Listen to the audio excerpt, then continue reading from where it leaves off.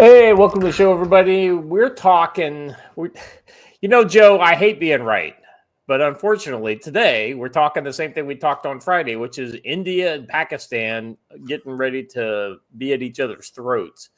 So we're talking a potential India-Pakistan war, question mark.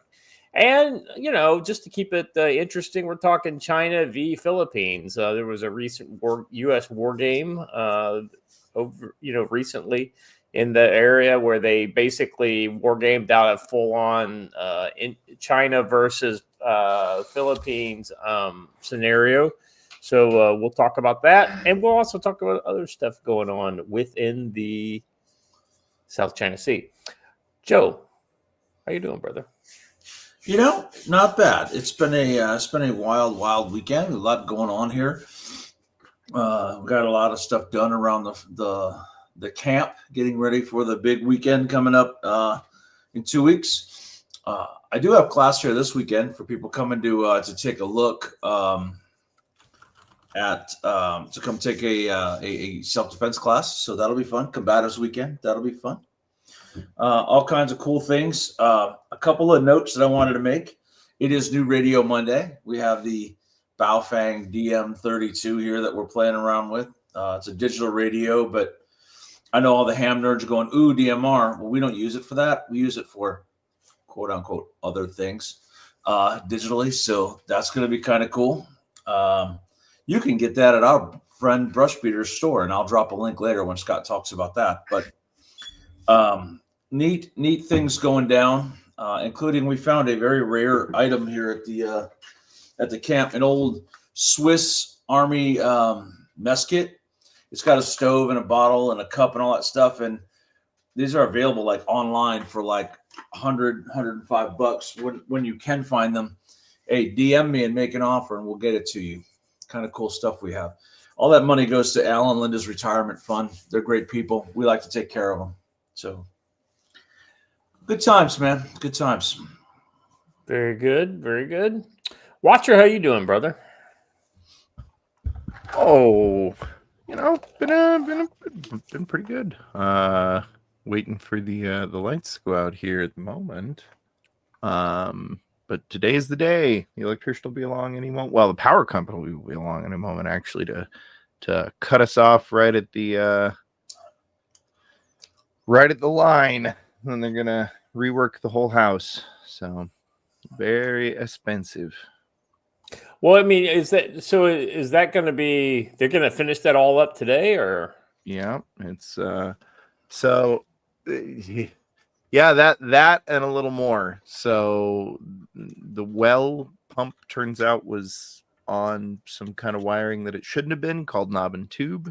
If you're familiar with it, then whoo boy, very dangerous. It's kind of a miracle this place hadn't burned down, turns out, as I dig into the wiring. But yeah, so we're gonna run that its own circuit, and then they're gonna replace the entire box and run a new ground circuit and change the way that it comes up through the eave of the house and all kinds of stuff.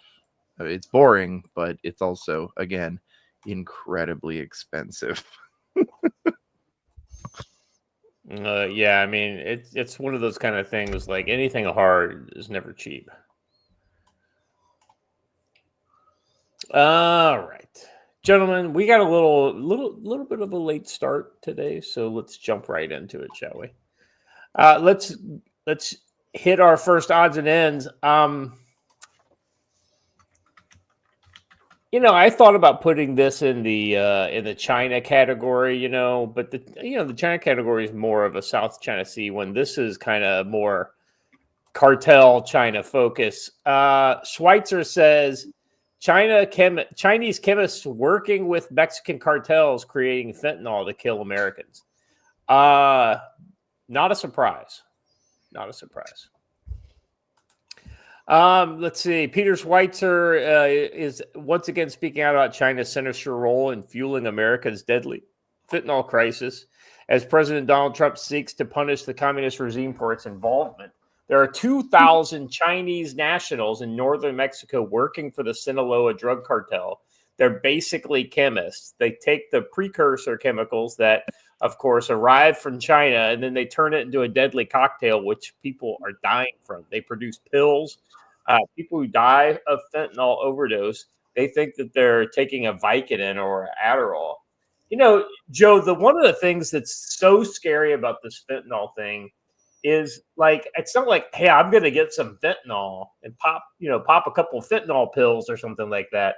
That's not the scary part. The scary part is like kids are like, oh, I'm getting ecstasy or I'm getting whatever, like Adderall or some other kind of pill. You think it's one thing, you pop the pill and you're dead like within 30 seconds because it had a lethal dose of fentanyl in it. I mean, that's, I hate to say, like, when you tell your kids, hey, don't do drugs, it's like, hey, you shouldn't do drugs because you should never do drugs. It's like now it's like, listen, I get it.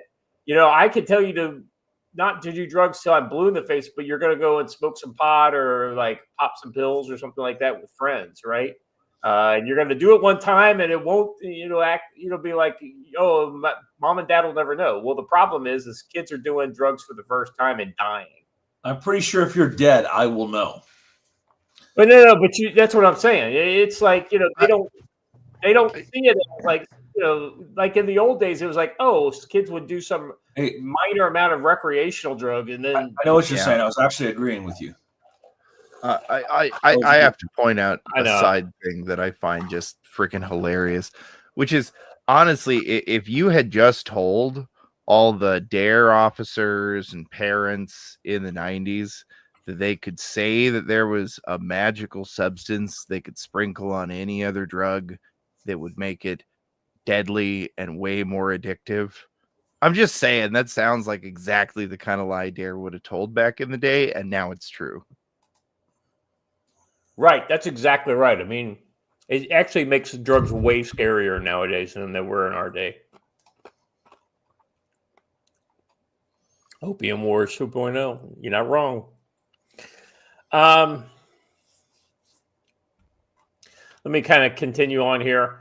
Although fentanyl-related deaths in the U.S. are declining, the crisis remains a grim reality. According to the CDC, a staggering 76,000 Americans died from overdoses involving synthetic opioids, primarily fentanyl, in 2022, delivering a gut punch to communities nationwide. Provisional data from 2023 shows a slight decline with 74,000 round up to 75,000 deaths linked to these powerful substances. Even more striking is the latest CDC and DEA figures estimate approximately 55,000 of these deaths from synthetic opioids in the 12 months ending in September of 2024, a significant and hopeful drop, but still a sobering reminder that fentanyl's ongoing toll. Yeah, I mean, just the amount of interdiction they're doing at the border it's got to have some impact on this, on this substance, but I don't know that it's having a major impact. I don't know. Now the Marines are on the border, Joe. Yeah. The Marines have been on the border. I know. I'm just saying, you're in the Marines. It's the Army's on the border too. So look, that's another problem that I'm sure we'll get into here in a minute. But this doesn't stop until we stop it at the nation goes. Like it doesn't stop till what? Like we have to I don't know how to say this. We feel like we can stop this by confronting the cartels. The cartels are just the middlemen. If we take out the middlemen, China will find a new middleman. The problem is China. Yeah. The problem is demand, right? Say that again, Joe. Demand. The problem is demand. Well, I mean, that's one of the things about the, we weren't playing Russian roulette back in the 90s when you did something, but that's exactly what kids are doing nowadays, and hopefully that scares the shit out of them. Yeah. Well, and that might honestly have something to do with the number of kids that apparently go on straight edge, which is good. Don't get me wrong. I think that's excellent. But it's significantly higher than the numbers when I was a kid. Let me finish this off here. President Donald Trump has reportedly pointed the finger at China as the key culprit in America's fentanyl crisis, accusing Beijing of funneling the epidemic by allowing precursor chemicals to flow to the Mexican cartels. The irony there, Joe, is he's the first government official I've seen come right out and say, "Listen, China is the real problem here." You know, in previous administrations, Okay.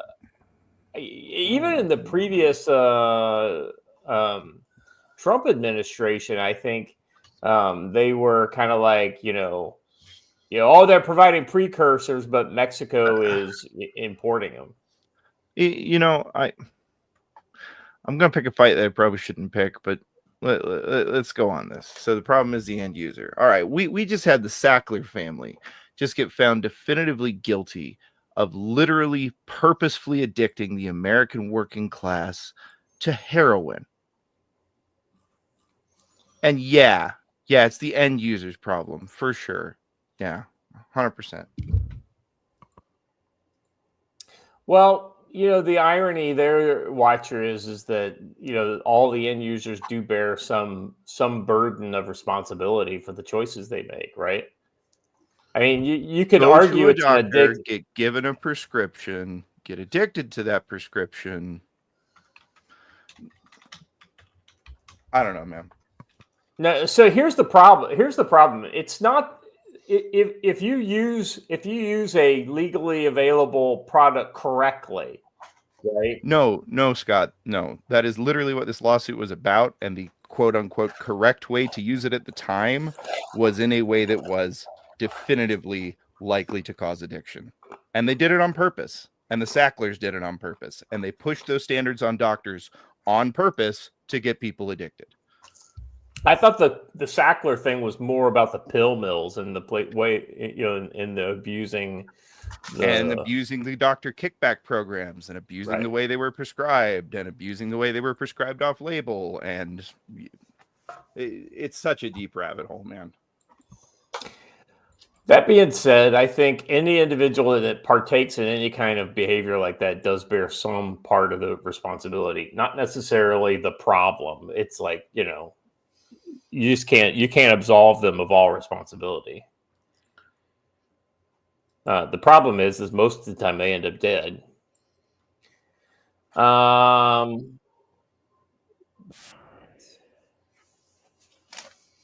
Anything else, guys, on fentanyl at the Chinese border? I mean, Chinese fentanyl at the U.S. border? Well, I feel like I should say it. Drugs are bad, okay? I was literally trying to find the damn audio quote. So I just wanted to pass that on in case anyone didn't know. Oh, thank you, Joe. I think we're all smarter for it. Well, I do what I can. All right. Let's move on to our next one. This is kind of filed under the heading of border, the border problems here. More than 100 migrants arrested in a Colorado Springs nightclub raid, DEA says. Evidently, it was, like when it was. Do you remember back during the winter they had that TDA club that was taken down, and they, arrested like 20-something TDA members and all their kind of hooker girlfriends that were hanging out with them. Well, it happened again. It happened again. The raid was one of the biggest in a number of arrests since President Donald Trump took office on January 20th. Trump has vowed to deport immigrants who are in the U.S. illegally and made it a signatory issue of his presidency. By the numbers, the DEA said 114 people were arrested and put on buses for processing and likely eventual deportation. It added that the nightclub had over 200 people inside, and 114 of those were in the U.S. illegally. Key quotes from the story here. This morning, DEA apprehended over 100 illegal aliens at an underground nightclub frequented by TDA and MS-13 terrorists. Cocaine, meth, and pink cocaine was seized. What's pink cocaine? Well, there's different varieties, you know. Okay, no, I don't know. Okay, no, this is an interesting new phenomenon. The first thing to know about pink cocaine, it contains no cocaine. The second thing to know about pink cocaine, it is a different mix every single time you apparently get it. I was listening to a radio piece about this the other day.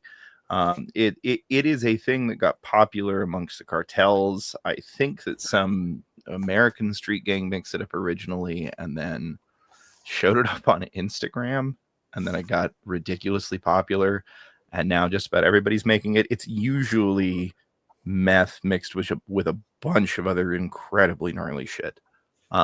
But yeah, it's apparently one of the top selling nightclub drugs right now. All right. Sounds like another instantiation of ecstasy and Molly and all that stuff, which is basically just another form of meth. All right. So Bondi posted not directly say if those arrested were part of the Venezuelan gang Trinidad Aragua and the Salvadoran gang MS-13. The DA separately said that occupants of the illegal underground nightclub in Colorado were given multiple warnings to come out.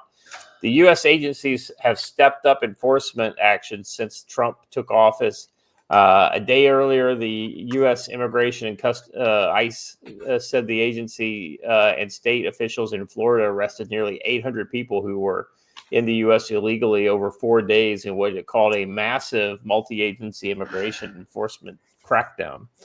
I think all this is really good. I just wish they would do more. I think there's some real barriers being put up by the entrenched political establishment to keep the Trump administration from, fulfilling the mandate they were given by the people to Getting all their people. Yeah. You can't have my future voters. It's literally an existential threat to them. Okay. So yeah, I picked this up again. Apparently, pink cocaine used to be known as Tusi on the streets.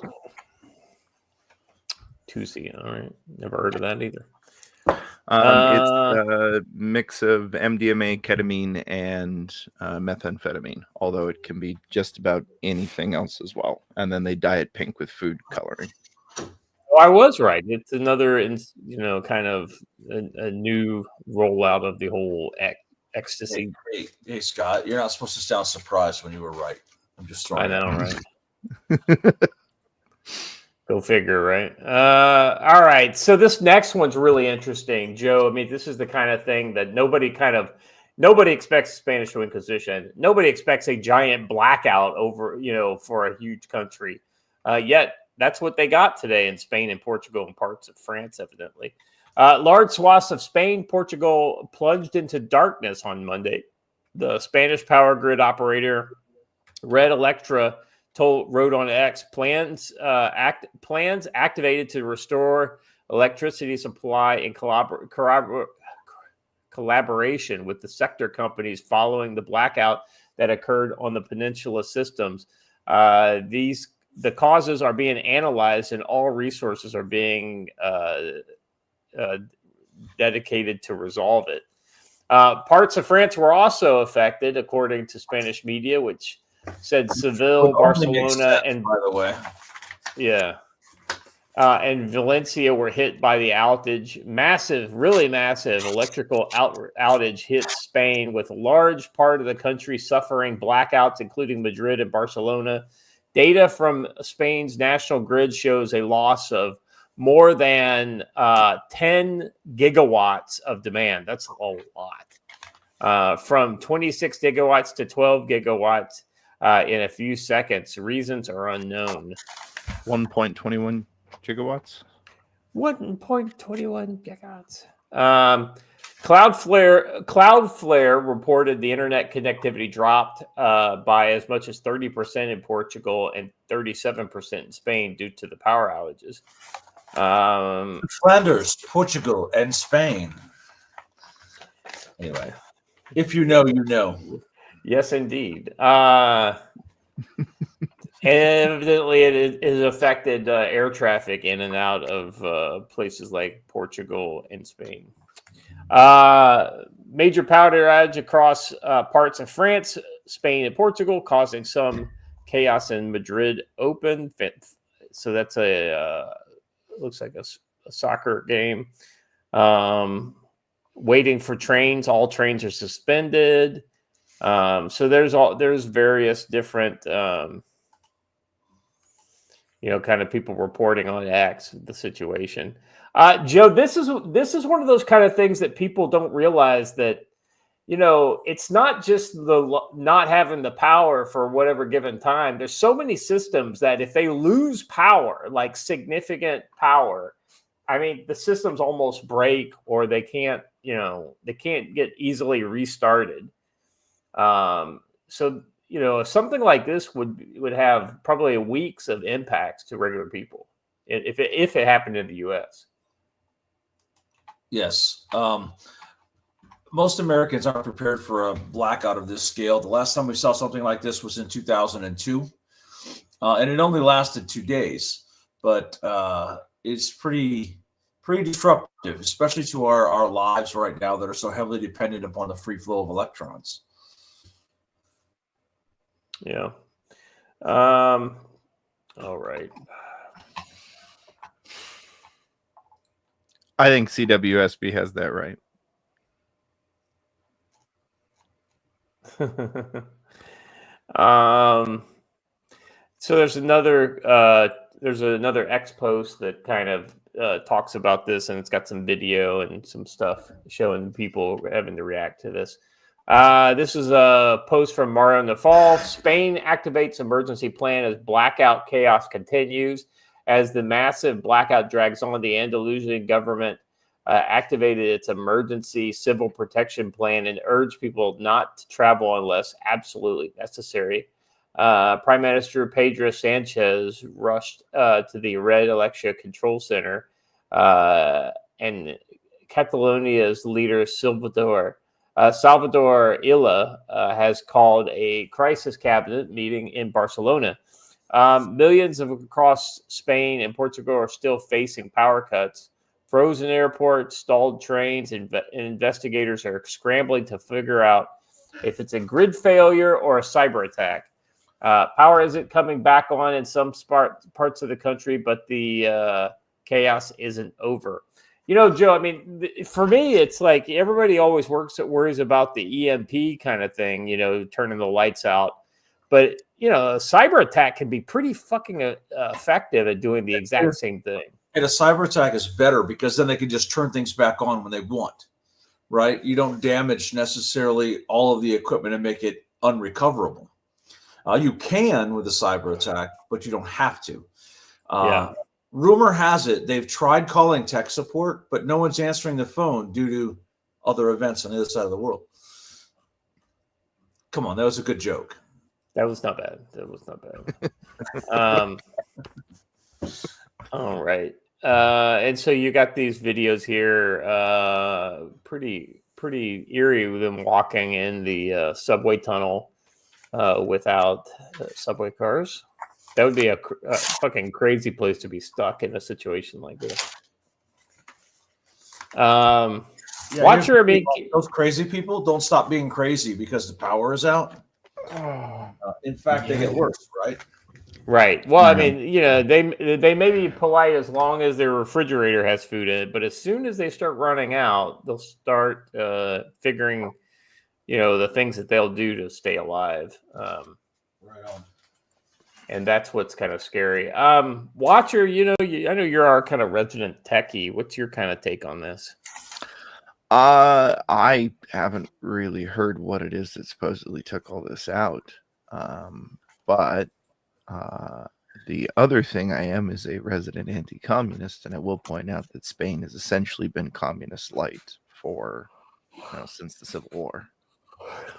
Well, I mean, just remember, Franco and his thugs were all socialists too. So, Well, yeah, there you go. So, yeah, Hunch, I knew that was right. That some heavy machines, if they turn off, they break and won't go back on. Yeah, I mean, and even if it's just something as simple as a calibration issue, that would be kind of a huge impact.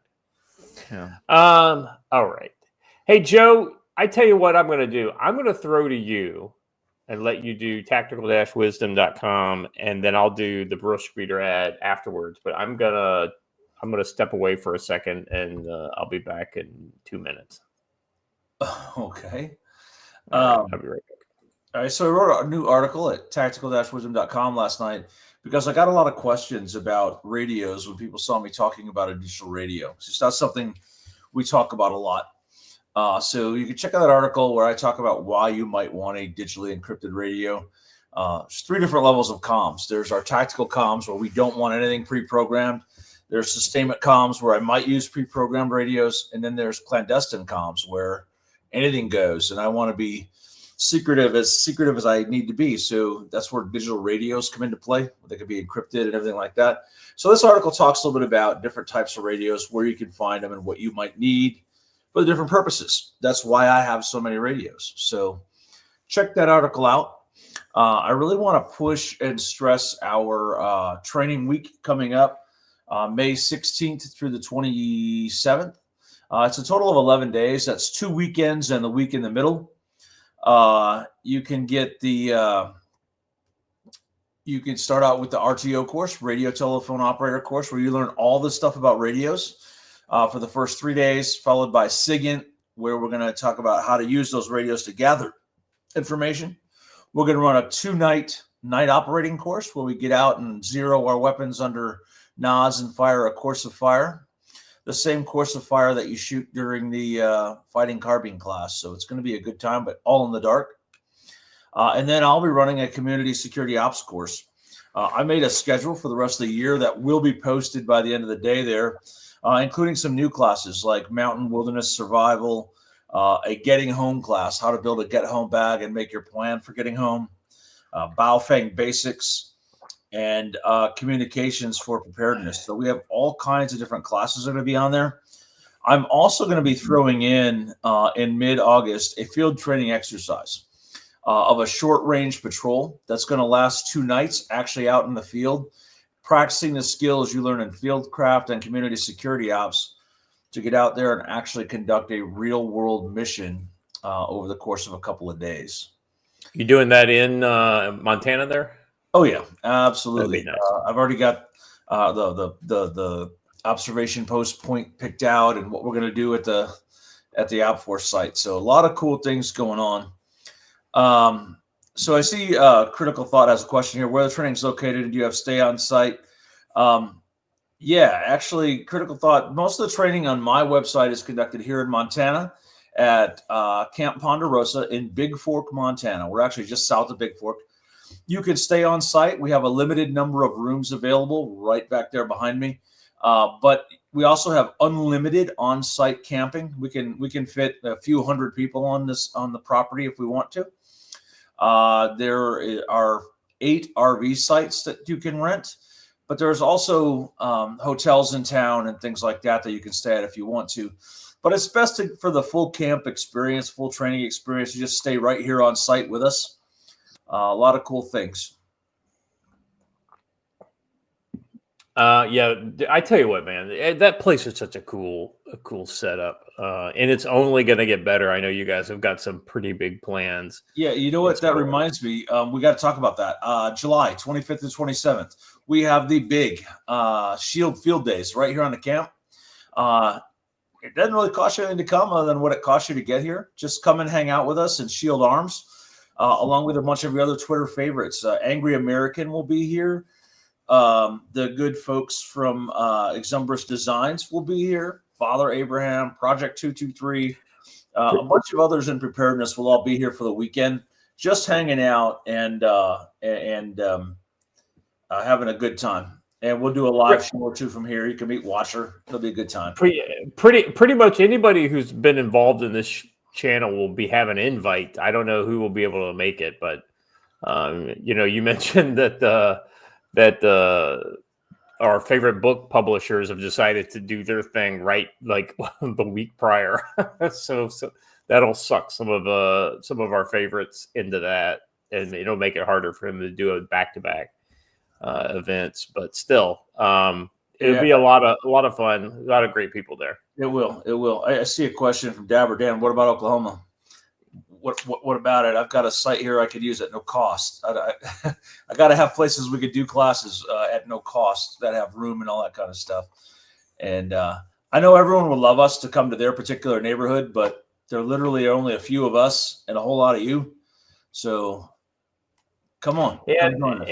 And essentially what Joe's attempting to do is essentially replicate the G Camp in Montana, where a base where people could come and take a wide variety of different classes and things like that. From a variety of different instructors. I mean, we host NC Scout here, myself, Kay from Combat Studies Group. He's not that far away. And anyone else really who wants to come out here and teach a class, Washer. And things like that. So yeah, you know what? I'm watching the electrician pull up outside and realizing how nice it would be to have money from having taught a class in my pocket right now. So let me think about that. Yeah, I mean, while it's pretty low cost as far as coming there and whatnot, especially for Shield Field Days is no cost. Make sure you bring your wallet, because everybody is going to be bringing the things for people to to tempt you, and you're not going to want to walk away empty-handed. There'd be some really cool stuff, especially when the number lays out that table with everything you've ever wanted on it. Right? Take my fucking money is essentially what I wanted to tell him. Thank God I didn't have much. Right? All right. On to our other filthy commercial, segment here. All right. At the Brush Beater store, they are our marquee sponsors here.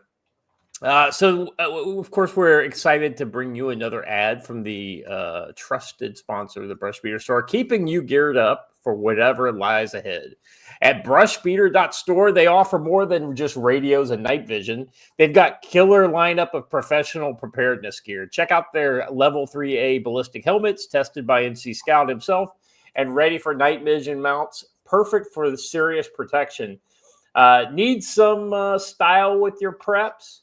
Their logo apparel like Brush Beater Radio Recon Group and the Freedom Fighter shirts keep you looking sharp for just $22 per shirt. Additionally, their spiral-bound field manuals such as the USMC Scouting and Patrolling and Map Reading and Land Navigation are packed with tactical expertise for any mission.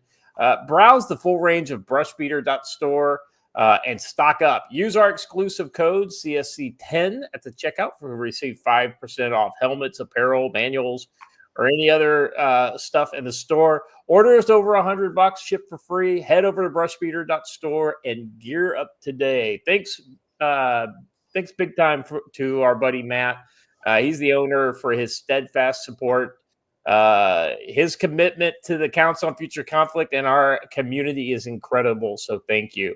Joe, somebody was criticizing him on X. And I was just like, dude, this guy has done more for the fucking community than any three people. Oh, so anyway, it was crazy. These kids don't know, Scott. Just remember, CFC 10. Use that code. Stay prepared. Now let's get back into the episode. Okay, guys. Our first main topic today: the Indo-Pak War, the India-Pakistan War. Oh boy, guys. This is one that I don't want to be right about. Now, let's be honest. A lot of this, and this has happened in the past. So we very well maybe just a little dust up that kind of dies down within 12 to 24 hours, and then no one's the worse for the wear. But we could also end up with thermonuclear war. So it's kind of like you run the gambit of risk when it comes to this kind of a conflict. But I was informed reliably though that we actually have some video of the very first firefight between the Pakistani and the Indians. Watcher, can you pull that video up? Yeah. If you want to go, then you go to hill and go down. Why you get fried, yes, man? why? Are you crazy? You're fucking Because paranoid, you are man. fucking. You are fucking. You fucking you bloody. You bloody. Fuck you bloody. Bastard bitch. You Fuck you, bastard, fuck you. you. Bloody fuck you bloody. Fucking mother bloody fuck bitch. But you Bloody what fuck do? you fucking bloody bastard. So we're gonna bench you bloody. Bad job, you. You bloody.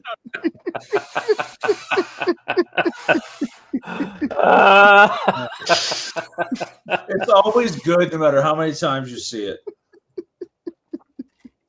Can I just say it? Thermonuclear war is not funny, but let's be honest. There's something about this conflict that gets people kind of like in a funny spot. Specifically here, I'm referring to this one that this is Callum. He used to work for the Lotus Eaters with Sargon of Akkad. He said, Russia versus Ukraine, war is evil. India versus Pakistan, they're betting on the two fighting monkeys. I mean, it's like, you got to be kidding me, guys. Sometimes you got to do what you have to do, Who cares, right? as long as the boys are all having fun. Well, I guess, yeah. This guy below says, who gets the refugees? I know, right? I mean, that's the problem, isn't it? That's going to be the problem, right? Everybody's a Everybody winner. So what you're saying is that nuclear war between Pakistan and India is like peeing in a pool. Everybody feels the warmth. Oh, hey. That was good. All right, let's move on to more serious things. All right, we got a zero hedge story here. India's Modi vows harshest response to terror attack amidst unprovoked gunfire initiated by Pakistan. India and Pakistan relations are once again in full-time crisis mode. Sunday marks the third day of reports of sporadic border fire at army outposts between the nuclear-armed neighbors and historic enemies. Following the last Tuesday's terror attack, India's administered Kashmir, which killed 26 Indian tourists in the mountainous remote region. Indian Prime Minister Modi has issued a new statement vowing that the terrorists widely being referred to as Flagham attackers will be served with the harshest response and that India will seek justice to the ends of the earth. The Indian Army over the weekend announced that there had been unprovoked fire initiated by Pakistan along the line of control, which divides Kashmir into two. Pakistan, in the aftermath of the accusation, neither confirmed nor denied. The New York Times described Saturday as the Pakistani soldiers fired at an Indian position first, and the Indian responds in kind. This exchange was brief, and there were no casualties. Precise locations of these live fire incidents have not been disclosed. Days into the crisis, and the land border has been shut down, visas and military exchange programs mutually canceled, and a landmark water treaty has been suspended. Pakistan's Prime Minister Sharif, meanwhile, said his country is ready to defend its sovereignty, but offered a willingness to establish a neutral international investigation into the attack. Sharif it's because he's praying that the ISI had nothing to do with it, which may or may not be the case. Pakistan's, Sharif is further scrambling to get major global powers in Pakistan's corner as he calls for independent investigation. He has welcomed China and Russia's participation as well as Iran. So Pakistan's really covering itself in glory there with the partners it's picking.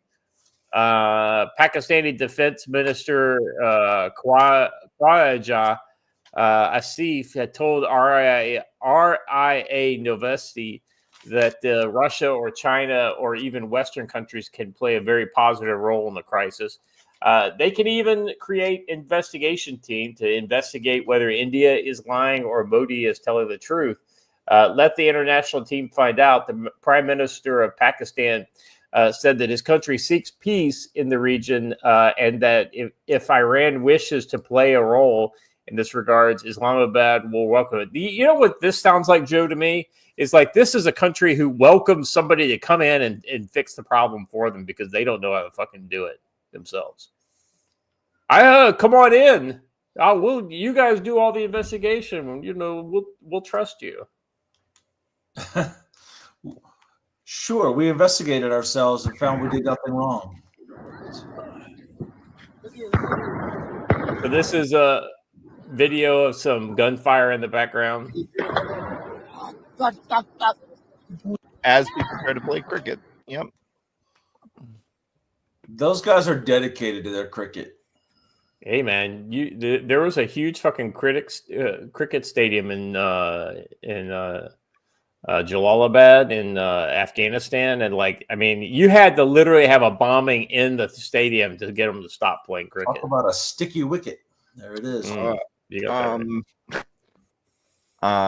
Real quick, just an update on a previous story. The Portuguese defense minister just got up and said that they believe that the power outage is due to a cyber attack. By whom, though? Good luck. Is not made. Yeah, good luck tracing that one back. A random PNW guy asked a good question. With small arms fire at night so far, does either side have a night fighting capability, thermal and night vision? Listen, literally every military in the world has a night fighting capability. Pakistan and India are no different. Just because we tend to think of folks from that region as being like the Taliban, even the Taliban has a night fighting capability. Yeah, they got very adept at using snipers at night with stolen ANA thermal optics on them. Yeah. There's if you want to play this Bricks News one next, Watcher, that's some of the nighttime gunfire that he was referring to.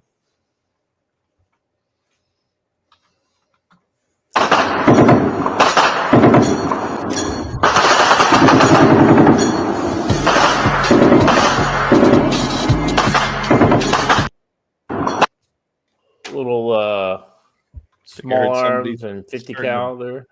Yeah, and there at the end, I think I heard somebody starting to bump AK Wally. The problem with a lot of these video clips is that there is no date timestamp or GPS data attached. So we don't really know that that's exactly where that video is from.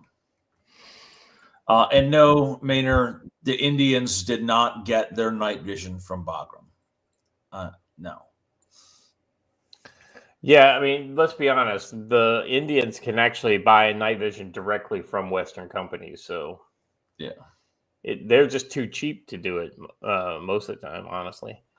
It says here that people in Kashmir have come out openly against terrorism and the murder of innocent people and did this freely and spontaneously. It's time to build on this support and avoid any misplaced action that alienates people. Punish the guilty, show them no mercy, but I don't let innocent people become collateral damage. He added, voicing fears that the local population is being subjected to brutal tactics by India's police and military as they hunt for the culprits of Tuesday's attack. Will the crisis explode? Will the United Nations and the international countries are going to be on both sides or to walk back from the brink? I don't know, guys. I mean, I don't know that these two countries can get out of their own way. If they actually listen to reason, I think we'll all end up being fine. But these two groups have been at odds with each other for almost 1,000 years, and so that kind of limits their ability. Yeah, back off from each other and back off from the need for a fight between them. Pakistan used to be known as Muslim India until the breakup in 1947. So there's a lot of history there that has to be overcome, and I don't think anyone's that interested in overcoming it. Well, and oddly enough, Bangladesh is basically the exact same situation on the other side of India. On the other side of India, yes. Yeah. All right. So we got some video footage here of artillery pieces, Pakistani artillery pieces being moved. Let's see. This is another RT post. Online footage shows Pakistani military vehicles mobilized in Lahore amidst tensions with India. So clearly, we got the the deployment of ground assets. Joe, we saw a little bit of this kind of thing with the train cars. We had 113s, M60s, some cargo trucks, things like that. These are truck-mounted 155 artillery pieces. So I don't know the make of those. I don't know the base unit that makes those, but yeah. Anyway, so they're basically poised to go. The one downside about if you have time to kind of get ready along the border is that if they attack, they're going to attack military targets, and the military targets are going to cost a lot of fucking money because both sides have very good capabilities for that type of thing, aviation support and whatnot. One side's got F-16s, one side's got MiGs, so it's going to be pretty interesting. Yeah, the Pakistanis have a pretty modern air force. Mm-hmm. All right.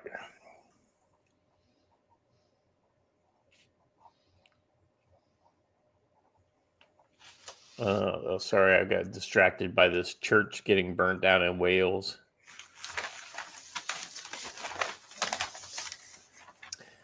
Let's move on to the next one here. So this is interesting, right? This is the $1 million question. What is the risk of nuclear war between India and Pakistan? And we talked a little bit about this on Monday, but I think it's worth revisiting. Hostilities between India and Pakistan have intensified after a deadly militant attack that contested Kashmir region, killed 26 people, and New Delhi was blamed as its neighbor for the attack. But Islamabad denied any involvement.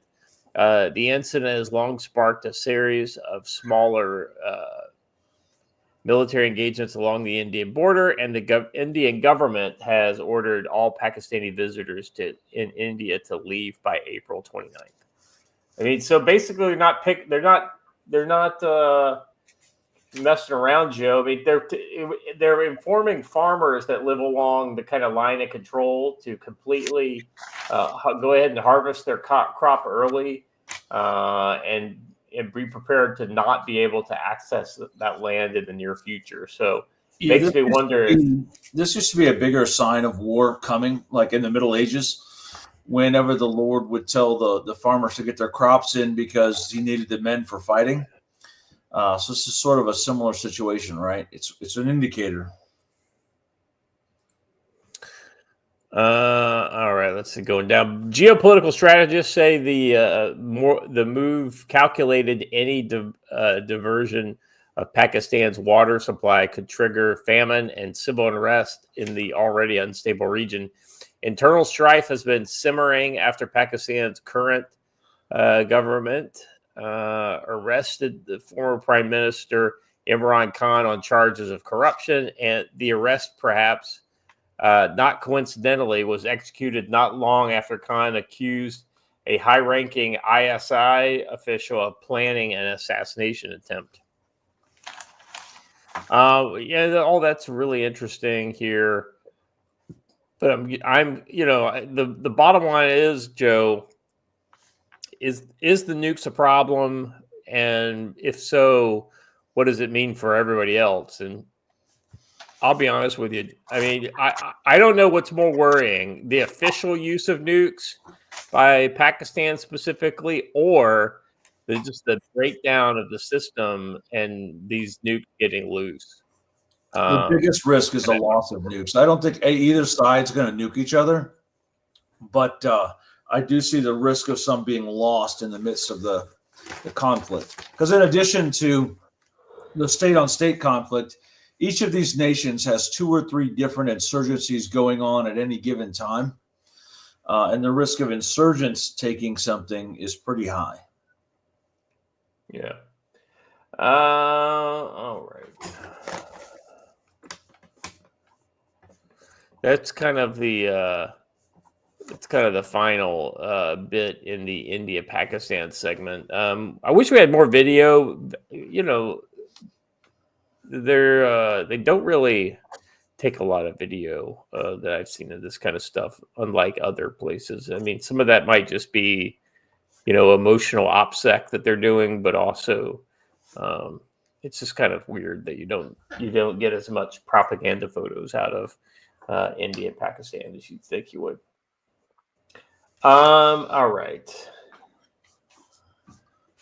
Let's move on to our second segment here. Man, we were blazing through the show. Normally, this is the end of the odds and ends, and we're already at the end of the first segment. China versus the Philippines. Philippines say China has not seized disputed South China Sea reef. I thought this was an interesting headline. I guess there's another submerged reef out there that supposedly they're trying to claim, but Philippines say they haven't claimed it. There's nothing.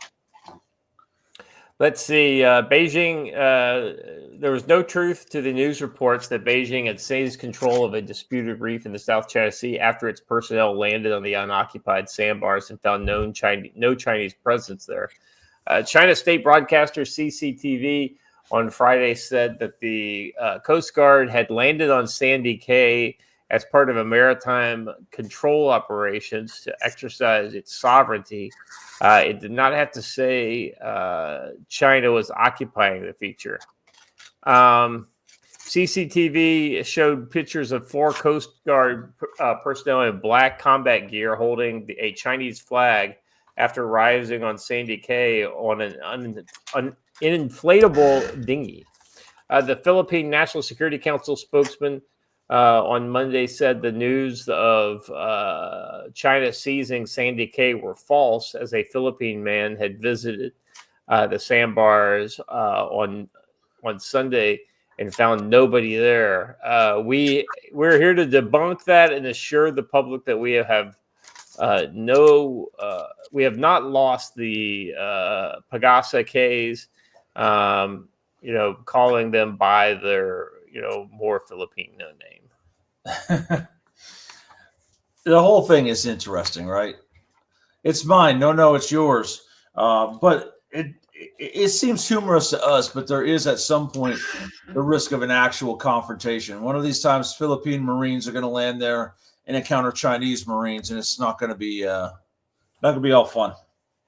Well, it's like having an island in the middle of the Rio Grande and nobody taking responsibility for it, right? Right.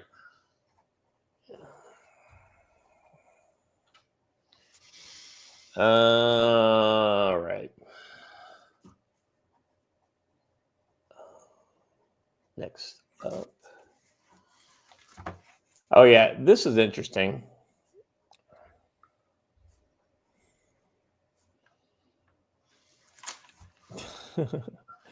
Slow down, make it last. That's what she said. All right.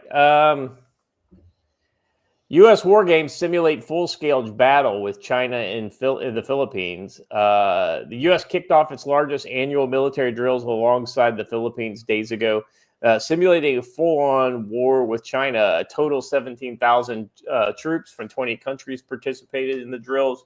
Dubbed Balikatan 2025, including 9,000 American soldiers and 50,000 Filipino service members. The U.S. Marine Corps Pacific Commander Lieutenant General James Glenn said this year's drills will showcase a full battle test The purposeful integration of real-world security situations relevant to the region with live virtual constructor training opportunities that will give the Philippines and the U.S. a collective opportunity to demonstrate the capabilities across the domains, across all services and forces. Let's see. This is a statement from the Philippine military. Let's see. Many nations send observers to the Philippines for the drills for the first time. Japanese soldiers were full participants in the war game. General Romeo Bronner, Chief of Armed Forces of the Philippines, noted that Balikatan should take place in the northern Philippines near the South China Sea and Taiwan across the vibrant expanse of Luzon, Palawan, and the Visayas and Mindanao. We will assess our readiness in all domains, he said. The South China Sea and Taiwan are flashpoints in a potential conflict between the U.S. and China, which sees the island as part of its own sovereign territory. Gentlemen, I pause for your comment. The China and Philippines going to fight someday, and we're going to be involved in it, and it's not going to be pretty. Yeah. That's my comment. Yeah, I think the Chinese can't leave well enough alone. They've got their ball. Once they have all their balls, then they're going to want to take balls from other people. And they're really just testing responses, right? They want to see how far we're willing to let them go and how far the Philippines is willing to let them go. Yeah. All right. During Balikatan 2024, the U.S. deployed the Typhoon launcher, a covert system that is concealed. There's no such thing as covert in a 40-foot container. It fires Tomahawks and SM-6 missiles to the Philippines. Yes. No. I love your brutal honesty there because I'm so used to just letting jargon like that slide over me. We painted it black. Yeah. So these Typhoon launchers are fucking huge. I don't understand. Anyway. Let's see. In a major provocation to Beijing, Washington kept the system in the country's north, where it was capable of seeking Taiwan or mainland China. Typhoon launcher will be deployed again for this year's Balikatan. So, gentlemen, there you have it. Not only are they getting ready for war in the Indo-Pac part of the Pacific, but looks like tensions are escalating for countries like Taiwan and many others. We've got a genuine question in the chat from Rob Painless that says, how much of a fight can the Filipinos bring to a battle? I think the important thing to remember here is that any type of battle that the Filipinos want to fight over actual land will involve amphibious landings. And in the modern age, it doesn't really matter who you are. And unless your enemies are the Somalis, it doesn't really matter who your enemies are. That is a casualty, or that is a recipe for unbelievably high casualty numbers. Especially in the Philippines. The Philippines have a long history of insurgency dating all the way back to the Spaniards in the 1500s. Yep. Filipinos are particularly good at waging an insurgent guerrilla war in the mountains and in the hills and in the jungle. So it would be very costly for China. The other thing the Filipinos are particularly good at is seafaring. And on that note, they have the ability to wage sort of a privateer/pirate war against Chinese shipping that would put China probably on the losing end. They'd have to tie up so many resources in trying to secure them. What people don't understand about the Philippines is the sheer number of islands. People think of the Philippines as like Hawaii, 5 or 6 islands, but the Philippines is literally thousands of islands, some large, some tiny, that can host a small unit.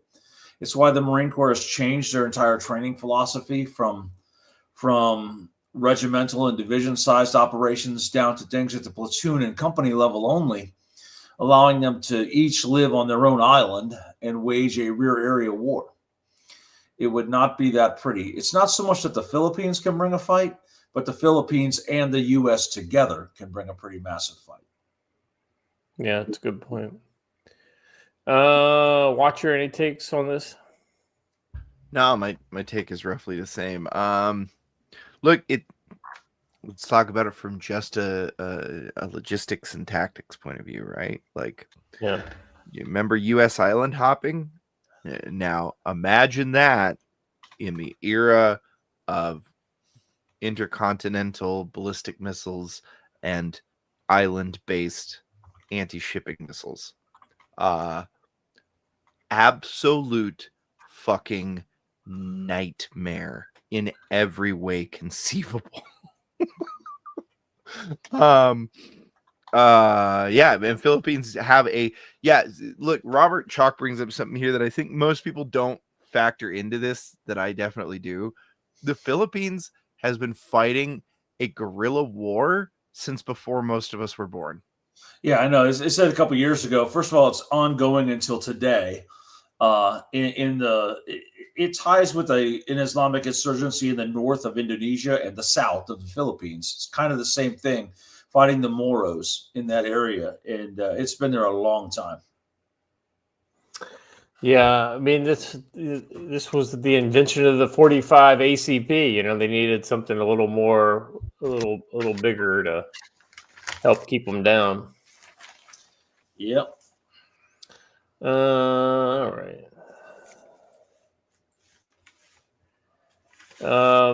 Let's see. Next up. So anyway, Trump's taking his pound of flesh out of China, it sounds like. At least he's trying to.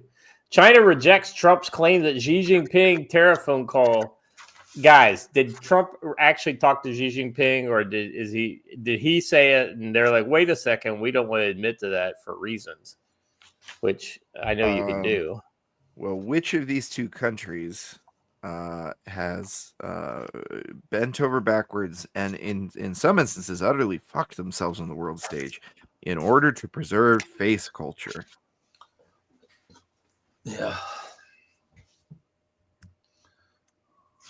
Yeah, I believe you probably had that combo. All right. Sorry, I was reading off the screen there.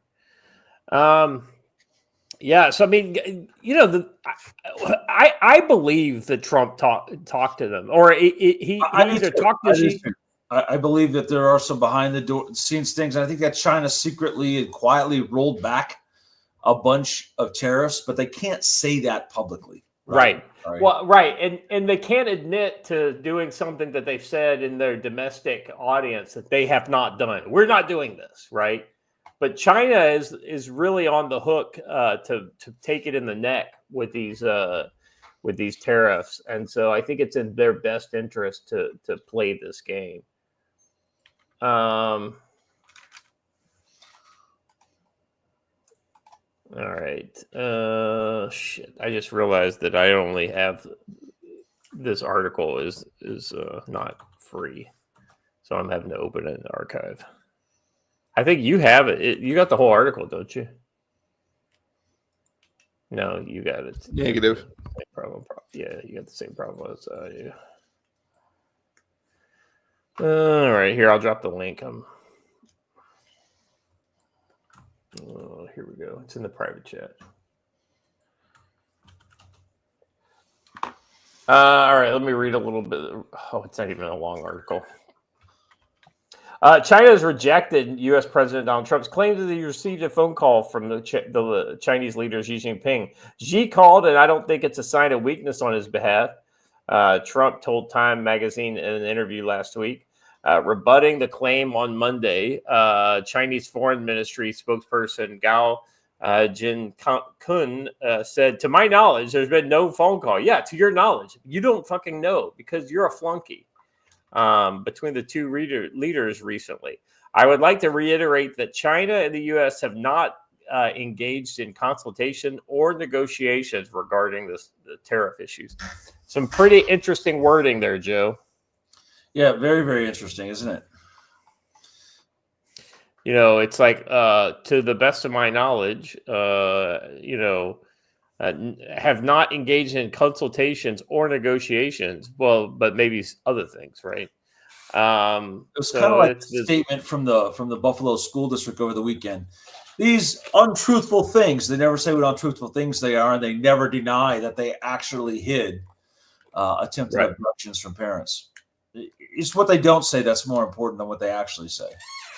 Well, this reminds me of the other impromptu event that happened over the weekend, and that was Donald Trump sitting down with Zelensky in the Vatican. I thought that was kind of like, wow, and I would have loved for Trump to basically be able to break some sort of breakthrough. But here's the problem: Zelensky he is that kid that, people are trying to step in and help him, but he just punches them in the face or kicks them in the shins, right? Yeah, I know that over the week. Well, he they're can only trying to help him because that's as high as he can kick. But he kind of said after that meeting that, well, if I lose, it's actually America that loses. Whatever, dude. I imagine in my mind, because I would say things as Donald Trump that only I could say. I would imagine that Trump, when he's leaning in that photo, he's like, do you want your funeral to be held right here in the Vatican? Because that's what's going to happen if you keep this up. But he probably didn't. Yeah, it's interesting. The next funeral we're going to be attending is yours, Zelensky. Is yours, right? Exactly right. So I don't know. I just think it's kind of ironic how this all went down. All right. Oh no, that's the one. That's the last thing that I have is a topic. It's a little off of our normal kind of thing, but we're always thinking about not just the weapons of war, but the preparations behind war that allow countries the freedom of maneuver to do things. One of the big topics that have been really important here recently is the onshoring of national defense related industrial inputs, right? And one of these inputs for our military industrial complex is energy. It's literally the electrons that we need flowing into our factories and our businesses all over the country in order to make that kind of machine work. Well, China has the same problem we have. I mean, they have to make all of these coal burning plants, right? And the irony is I always said that China will come to the environmental movement when China has an angle, and I think this might be it. A thorium reactor in the middle of the desert has rewritten the rules of nuclear power. Now, Watcher, are you familiar with thorium and this type of reactor? It was discovered by Thor, right? Huh? Oh, sorry, my bad. This was actually one of the potential avenues of approach that we were going to take when pursuing nuclear power, but it was largely underfunded in the West due to its inability to produce fuel for nuclear weapons. Yeah, so the irony is that you can't use thorium to make plutonium. Thorium, its waste product is uranium-238, I think. I don't know about that, but it's a hell of a lot safer than any other process. It can't melt down. It can't. It can't. It also can't. It cannot sustain a reaction on its own. It actually needs a little bit of plutonium in order to kick the reaction off. Well, it makes it like it means that physically the configuration of the reactor can be way safer. The other thing is you can refine it from seawater, and there's enough of it that if we switched over all of humanity to thorium reactors, we've got enough of it to last, like, I think I saw something that said 30,000 years or something like that. Yeah, well, they just in addition to this reactor, they also have found over 1 million tons of thorium, locked in the ground in China. I think our thorium reserves are something along the lines of 20 or 60 something thousand tons. Canada has multiple 100,000 ton kind of, but China basically hit the mother lode when it comes to this. Rob Painless for $10 says, thanks for the attention to the chat and answering questions. I feel like I haven't been as attentive to the chat today, but I appreciate you, nonetheless. I know you're probably talking to Joe because he's the one that really chats with the chat. Phil Coggins for $9.99 says LFTR reactors don't produce plutonium, right? Thorium is a byproduct of uranium decay.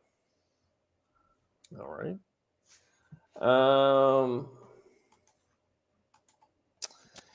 Let's see. Uranium is the poster child for nuclear fusion reactors, and the most common type of nuclear reactor we have. Most fusion reactors are fueled by isotope uranium-235. It's even made its way into The Simpsons as the glowing green sludge that spawns mutant fish. But despite its star status in pop culture and nuclear physics, uranium is not the only heavy metal that can release a tremendous amount of power when its nuclei are split. In the remote expanse of the Gobi Desert, the first thorium reactor was ever built. Last year, the researchers from the Chinese Academy of Sciences showed this 2 megawatt nuclear reactor that could power up and operate without a glitch. I mean, here's the problem for me, guys, is that AI is the future of warfare, I think, and it needs a lot of electrons to run. And I think that's exactly what China is attempting to do is to basically make sure they have as many electrons as they need going forward. Yeah, fair. I think the next part is actually if you know much about proposed reactor designs for thorium reactors, the next part's pretty impressive on its own.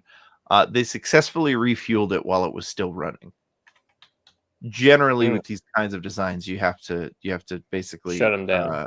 Shut them down, drain the molten salt out, and then refuel. So that's pretty impressive. Yeah. This is a big deal. I mean, it may kind of make people's eyes glaze over in the chat a little bit. I get it. I think nuclear power is really important, and I think this is a big breakthrough. One of the things that's key to understand is that this technology is not Chinese technology. This is American technology that we had in the 60s. And essentially we put it on the back shelf and said, well, this is either too dangerous, or this is something that we don't understand, or this is something that we need to, well, in thorium, just take it easy on. Dangerous enough. Well, right. Well, I'm talking about nuclear stuff. But if you're truly interested in green energy, nuclear energy is green energy. It's harnessing 100%. 100% to create a reaction. Be right back. Joe, was there something that you guys were talking about that is going on? We can talk about a mysterious explosion in Bandar Abbas. Oh, yeah, the rocket fuel. Here's what's interesting. That explosion happened within 30 minutes of the beginning of the U.S. and Iranian talks in the UAE. That is significant. The explosion is tied to a fairly sketchy security company in the Middle East that may or may not be a Mossad front. So I think that's interesting. And then yesterday there was a second explosion somewhere else in Iran. But I don't believe that these are organic or accidental in any way. No, absolutely not. I mean, they may not have meant that one to be so big in the port facility, but I think there's a guiding hand behind all this. Absolutely, and I think a message was being sent about the talks being held. So, let's see. I'm just kind of. It's possible to recycle the uranium-233 decay into a new fuel or continue fueling the machine as it is. Later, the latter of which is usually done with molten salt reactors like the new thorium reactor. These reactors are gaining traction after decades-long hiatus. Almost $1 billion was spent on developing stealth bomber planes with molten salt reactors that use thorium for a nuclear power plane. So this was the old atomic bomber. Remember that, Joe? It was going to have a molten thorium, reactor on it to power it. Guys, that's all I got for today. At 1 hour and 16 minutes, my eyelids are very, very heavy, so I'm not going to go on much longer. Watcher, are you back yet? Yeah, and the power company's here to shut my power off. So, all right. Well, probably now's as good a time as any. You want to give a final heads up for the rest of the week? I don't know what to tell you to look out for, but as I've always told you, make sure you have your food supply secure, and look out for those around you. yeah. Good reminder. Joe? One, I'd watch for us to find out that this probably is a cyber attack in Spain, and ask yourself, well, who's next on K Bono. Who's on the target list next? But I also want everyone to have their eyes on Grand Rapids, Michigan this week. A verdict is set to come out in the trial of the Grand Rapids police officer charged with shooting a Congolese immigrant in the back of the head. Now, it's the first video that ever appeared on the Tactical Wisdom channel. Was Watcher and I slowing that video down frame by frame and explaining what happened. And at the time the shot was fired, the young man had pulled out the officer's taser and was about to shoot the officer with his own taser. At that point, the officer had no choice but to shoot this person. They had been fighting for 6 or 7 minutes by then. It was not a good scene. So, yeah, if he is found not guilty, which honestly, if we're looking at it strictly from a legal perspective, he should be. But he probably won't based upon who's the jury and where it's at. If he's found not guilty, I would expect riots. If he is found guilty, I would expect celebratory riots. So, yeah. Well, yeah, I just want to, by the way, Rob Palin says, do we need to start a fund to get Watcher's lights back on? Yeah, so do this. Send it all as super chats right here to this channel. I guarantee Watcher will get at least 10 cents on the dollar. Ooh, cash on the barrelhead right there. I tell you what, I passed on more money to you. Remember when we raised money for your computer? I passed on more money than most charities do. We found out some recent information about some of these charities, Joe, and they're not passing on anything to. Yeah, no, it's really awful. As far as people want to donate, in the near future will be doing some streams myself on Rumble and X and probably YouTube. You can go to Rumble and donate to me there during those if you want to donate to me directly. Other people have asked me to set up a more direct thing, and I am trying to find a way to do so that doesn't expose all my personal deets. So we'll try and figure that out.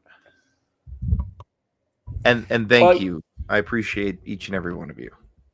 You know, there is some advice that I think that both Pakistan and India should listen to before they kind of go through what I think they're getting ready to go through. I think the nature boy himself said it best. In the kind of gut check they need to go into here. So let's play this video here.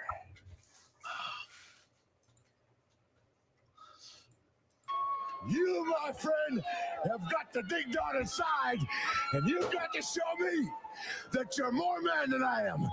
You gotta walk that out like Dusty Rhodes said, and you got to clear your gut of those butterflies. Yeah, India. And Yeah, you Pakistan. got to rise to the occasion that'll make you number one. Either you got it or you don't got it. It's put up or shut up. And Luger, don't blow any smoke my way, pal. I know I'm the best. I've paid the price. Now we're going to find out if you're ready to bleed, if you're ready to get scarred up. We're going to find out firsthand. You know, my question is, which India or Pakistan is Ric Flair? Dude, seriously, people used to believe this stuff. What are you talking about? No, it was real.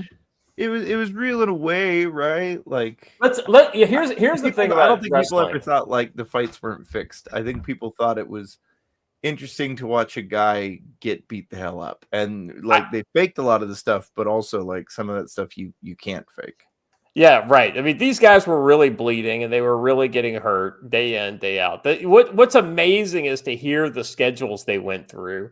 Literally like a fucking war, you know. I mean, so these are probably some of the toughest guys that I've ever heard of. Just the shit that they would go through for their art, you know. I wouldn't say soap opera, but you know what? I'll introduce you to something that might get it across one day, Joe. I totally agree. I totally think it's soap opera for men. I 100%. But soap operas are bad, and this is more like the traditional, you know, classic drama from the Greeks. Come on. Oh please, you're elevating it too much. I have nothing but respect for these people, but it ain't art. It's literally the last form of live theater, relevant form, anyways. All right. Well, that's why they call it the squared circle. All right, gentlemen, that's all I got for today. Sorry, it's a shorter show. I'm tired, and honestly, we just kind of ripped through everything pretty quick today. I want to thank you guys in the chat, and Joe and Watcher, and thank you guys. Watcher, hope you get your everything taken care of. If you haven't done it already, please like the video, subscribe to the channel, hit the bell for notification, let your friends know we're doing good stuff over here at the CFCs, and make sure you check out our sponsor brushbeater.store, CFC 10 for 5% off, free shipping over $100. It literally, if you can find something you need on that store, even if it's more expensive, I would recommend getting it there, just because it's good to support people who are like you. And Matt's one of the realest guys out there. So he is. Yeah. So, I'm sorry, Joe. Go ahead. No, I was just to say he is. 100%. Yeah, 100%. He's been nothing but great stuff for all of us. So, so thanks, guys. Thank you very much. And as always, stay safe.